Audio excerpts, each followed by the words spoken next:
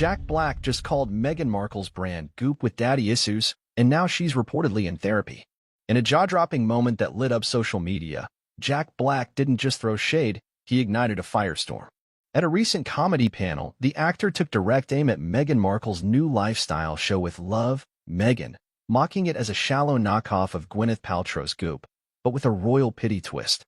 Saying, "I kept waiting for her to light a candle," called Victimhood by Meghan, Black didn't hold back, and sources now claim Meghan was so shaken, she sought therapy in the days that followed. What was meant to be her empowering TV comeback is being dismantled on live stages and late-night jokes. Why is Jack Black targeting Meghan? And how deep does the backlash really go? Stay tuned. What comes next is more than just comedy. It's a public unraveling. Before we continue, please hit the like button, subscribe to the channel, and turn on the notification bell for updates. It was just another celebrity appearance on late-night television, until it wasn't. What began as a casual segment with actor and comedian Jack Black quickly spiraled into one of the most talked-about moments in pop culture this year. The studio audience laughed. The internet roared. But behind closed doors, insiders say Meghan Markle didn't find it funny at all. According to multiple sources, what Jack Black said publicly sent shockwaves through Meghan's tightly curated world. And now, in a development that has both stunned her fans and delighted her critics, the Duchess of Sussex is reportedly in therapy. Again, not for her well-being, but to cope with the latest barrage of mockery that threatens to unravel her entire public persona. At the center of the controversy is Jack Black's stinging roast. It's like Goop, if Goop had daddy issues and a royal complex. That line, delivered with signature sarcasm and comedic timing, was part of a broader critique of Meghan's new lifestyle brand. With Love, Meghan, it wasn't just a joke. It was a cultural gut punch. Black, known for his offbeat roles and irreverent wit, crossed an invisible line, and in doing so, touched on something far deeper than branding or bad taste. He opened the door to a conversation that many had been whispering behind closed doors for years. Has Meghan turned victimhood into a product? The fallout was immediate. Online forums erupted. Headlines across entertainment outlets echoed the jab. Within hours, clips of Jack Black's interview were dissected across TikTok, Reddit, and YouTube reaction channels. He said what we've all been thinking, one viral post declared. Finally, someone from Hollywood had the guts to call it out, another wrote. But while the internet laughed, Meghan reportedly wept.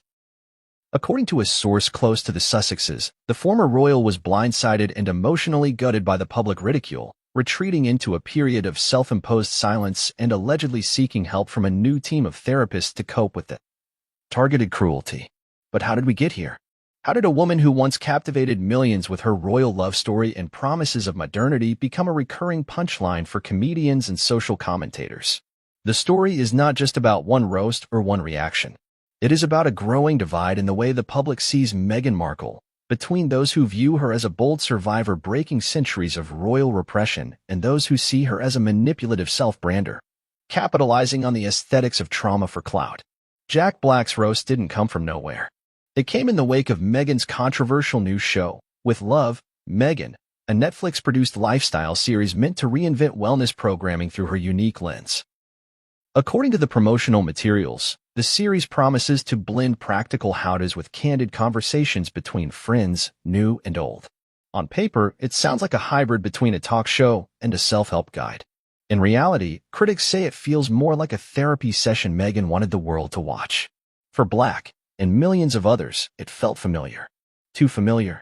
And that's precisely where the comparison to Gwyneth Paltrow's Goop came into play.